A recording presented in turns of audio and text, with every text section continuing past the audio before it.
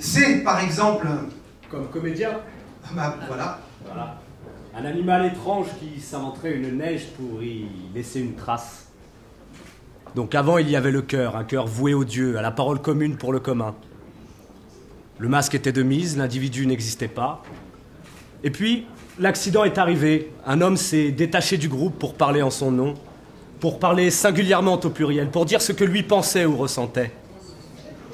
L'acteur est né ainsi, et peu importe si cette histoire-là est vraie, mais elle m'a été racontée par l'éminent monsieur Alain-André Veil, et elle m'a plu. Est-ce que cela changerait? Les conséquences d'une telle attitude peuvent aller très loin. D'abord, les tentatives de penser qu'Hamlet est comme moi sont anéanties. Hamlet n'est pas comme moi. Il n'est pas comme tout le monde, parce qu'il est unique. Pour le prouver, faites une improvisation de n'importe quelle scène de la pièce.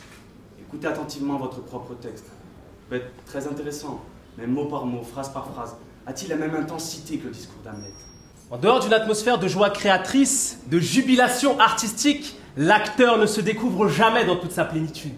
Voilà pourquoi en répétition je crie si souvent aux acteurs, c'est bien, tu regardes et voilà qu'il a vraiment bien joué.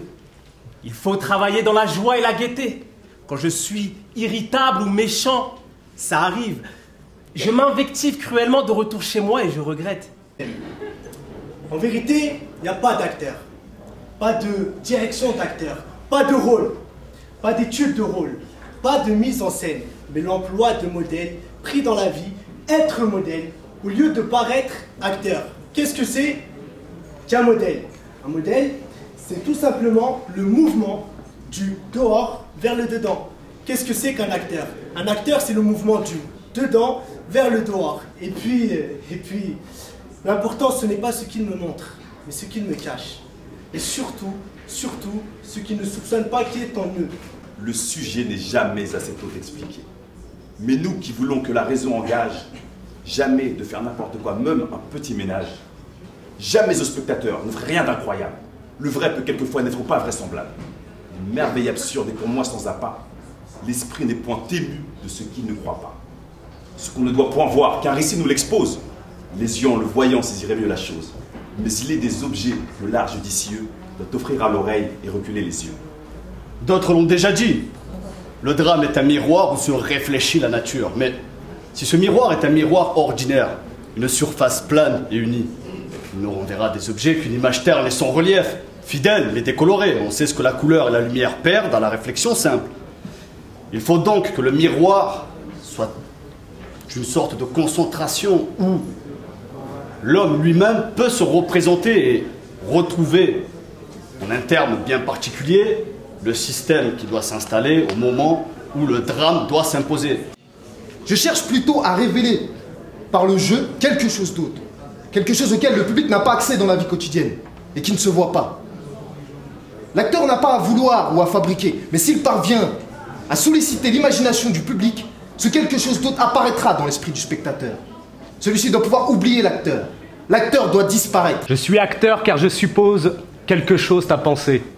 Dans le rire ou dans les larmes, dans la gravité ou la légèreté, mais je fais de ma personne un exemple à suivre ou à ne pas suivre, un objet de moquerie ou d'admiration.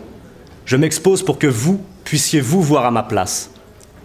Le meilleur acteur que j'ai connu était Alexandre Pavlovitch Lenski, un modèle.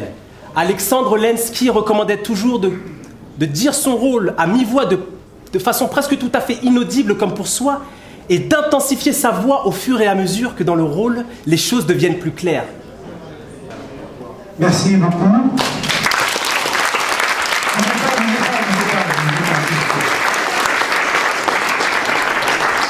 Les textes qu'il y a eu là sont les textes fondateurs de l'art de l'acteur. Rémi dit la préface du livre de Philippe Torreton. Reda dit un texte de Meyerhold. Meyerhold est un contemporain de Stanislavski et de Tchekhov. Il a fondé sa propre façon et sa propre pensée sur l'art de l'acteur. Monsieur Mehdi Bougetouche, Victor Hugo. Les mots de Mehdi sont les mots de la préface de Cromwell. Vladimir Zongo vous a dit l'art de la politique de Boileau en alexandrin.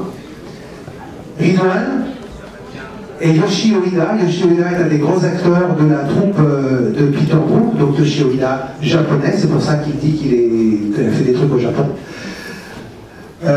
Yoshio Ida, la troupe de Peter Brook.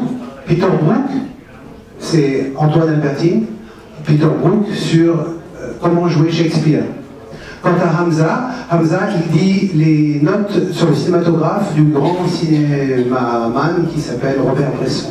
Donc vous avez ici Hamza Ayadi Bresson, Antoine Albertine Peter Brook, Valibir Nzongo Boileau, Ridwan Bellawel Yoshi Oida, intéressant, Monsieur Mehdi Bougotouche Victor Hugo.